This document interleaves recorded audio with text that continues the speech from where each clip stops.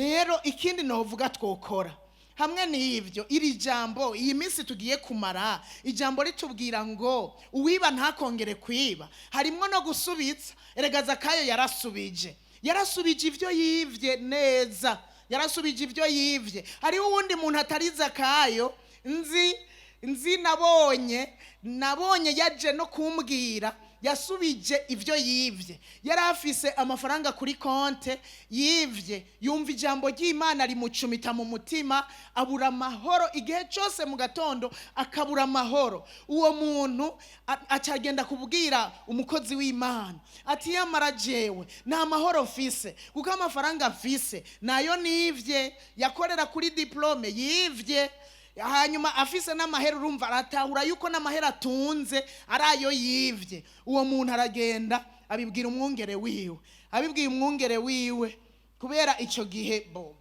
yari yumvise ijambo ryavuzwe mu iradiyo ryavuga ngo subiza ivyo wivye. Bimukora ku mutima, acaraza gusubiza ya amafaranga yose yari kuri konte, aragenda arayaversa muri anticorruption. Hanyuma jewe twabonanye anzaniye bordero do versema, hanyuma acaragenda aragemura niyo diplome yivye yaguze mu Buyenzi, arayitwara ati mungira uko mugomba. Ababijejwe rero baramugenjeje uko bagomba, ariko n'umuntu yakozwe ko n'ijambo arasubiza ivyo yivye. Borega burya hamwe nuko twaje muri no misi kwibutsanya kugira ngo uwiba ntakongere kwiba. Ushobora kubara abantu bari hano n'abatari hano bariko baratwumva, burya hariho no gusubiza. Erega nta mahoro bitanga kugendera kwicara kuri tapi muri salon uzirikana ko ari yo wivye, wayiguze mu mafaranga wivye, imodoka yaguzwe mu mafaranga wivye, inzu yubatswe mu mafaranga wivye, usanga ata mahoro bitanga na gatoya. Rero mu majambo make ko mwe muyera zo kurongora no gusubiza ibyo wivye birimwo.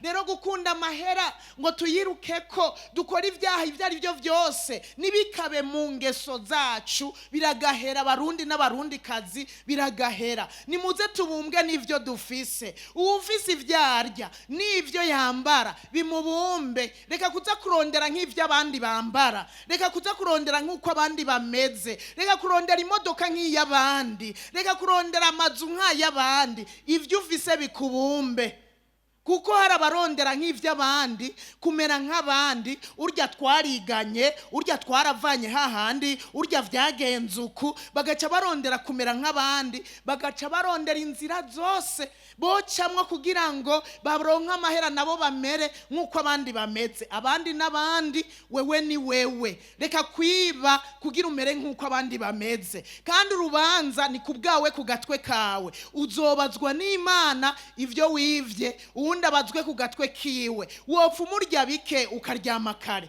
nuzira akamanyu k'umutsima. Uzozire ko wivye utuntu ugasanga ntiwanatunze ngo ushikire wa wundi, uzobuzize akamanyu k'umutsima. Abarundi barayamaze ngo uheza guhemuka ibigori bikera. Reka guhemuka muduturire tutagira umutwe n'amaguru. Reka guhemuka ibihumbi 100 akaba ari byo bituma Imana itugaya. Ibihumbi 100 ngahe? Rega hari n'abahemuka ku bihumbi 10 hamwe mwibarabara kupfumbatisha ibihumbi 10 gusa. 10 mwibarabara, hariya mwibarabara 10, ibaze ibihumbi 10 nakamanyu k'umutsima gateye ubwoba.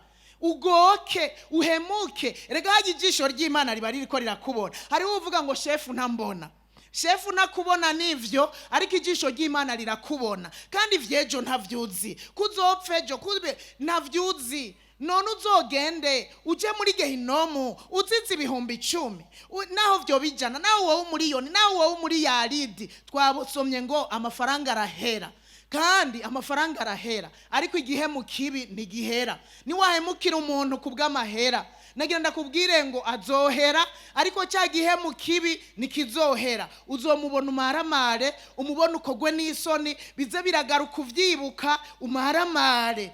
Reka rero guhemuka, hanyuma eje ibigori nivyera uzocugira gute?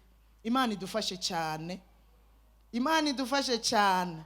Umuntu wese muri twebwe nabumbwe n'ivyo afise.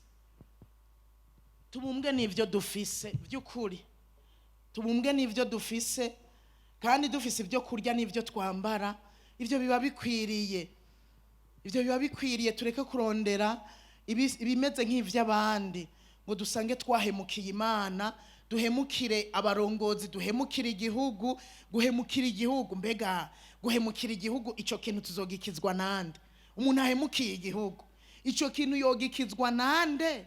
Wahemukiye igihugu ugahemukira abarundi bangana nk'uku bangana, kubw'igiturire, kubwo kwikunda, kubwo kurundanya amahera. Ejo azohera. Ico kintu uzogikugwa ko ni iki? Ni Imana yonyene. Ni ugusubira ku Mana ugasaba imbabazi, kandi Imana ni nyembabazi. Imana ni nyembabazi. Muri iyi minsi turi hano, tuze turisuzuma dusanze aho byatugoye. Imana na n'uyu munsi yicaye ku ntebe y'imbabazi, iriteguye kutubabarira, hanyuma ubuzima bukabandanya. Nukuraba neza ivyo bintu ukora kugira ngo uronke amahera. Ukwiye gusuzuma neza akazi ukora kugira uronke amahera. Mbega aka kazi nakazi nkora ntabeshe, nakazi nkora ntivye, nakazi nkora nasambanye, nakazi nkora. Uraraba neza akazi ukora, usubiremwo kugira ngo bikunde. Nidusange turiko turakunda amahera gose. Raba akazi ukora ukarabe neza, mbega akazi nkora nakazi nkora mu buryo bwiza, nakazi nkora nakoze ivyaha. Ni wasanga arakazi kagusunikira gukora ivyaha kugira ngo uronke ayo mafaranga, wopfa umukareka ugakora kandi ubonye kabayabaye, mugabo ukagakora utari kurifatanya no gukora ivyaha, utari ko wiba abantu. Usuzume neza rero akazi ukora. Usomye ku murongo w'icenda n'uw'icumi haravuga ngo abagomba kuba abatunzi bagwa mu nyosha, bagwa muri vyinshi bibosha, kuko gukunda amahera ari mizi y'ibibi vyose. Nidukunda amahera ngo bidukoze ivyaha biragahera. Uwundi mutugira kane yamuhaye gukunda abantu gusumbya amahera. Twige gukunda abantu gusumbya amahera, kuko hari igihe umuntu yisanga akunda amahera ku buryo n'umudamu yomugurisha mugabo aronka amahera. Rero biradusaba kugira ngo dukire, biradusaba gukunda abantu, turondere gukunda abantu kuruta uko dukunda amahera. Hariho n'abatanga abana babo kubera amahera. Uwukorera Satani aramuha ibintu, ariko aragusaba umwana ukunda. Hari n'igihe ari umupapa musaba umudamu abona ari wakunda gusumba abana. Urumva ico ni kiguzi ubutanze, kandi hari haba batanga pe bakabatanga kwibimazi kugira ngo babandanye gukorana na wa mubi abaha amahera bakeneye. Satani amahera arayatanga, mugabo ntayatanga kuri gusa. Urariha ikiguzi, uratanga amaraso y'umwana wawe, batangura kukuvoma yiwawe, hanyuma ugatanga umwana wawe cyangwa uwo mwubakanye bivanye n'uwukunda kuruta uwundi.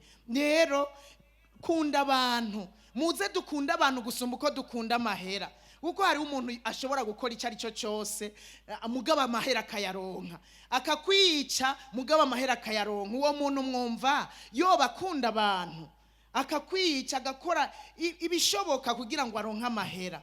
Umuti mwiza rero Pawulo yatanze, nitwige gukunda abantu kuruta uko dukunda amahera. Niho tuzisanga tutariko turagenda dukora ibibi, dukora ivyaha mu ntumbero yo kugira ngo turonke amahera, mu ntumbero yo kugira ngo twirundanirize ubutunzi. Umutugira gatanu, gukunda Imana n'igikorwa cyayo kuruta amahera.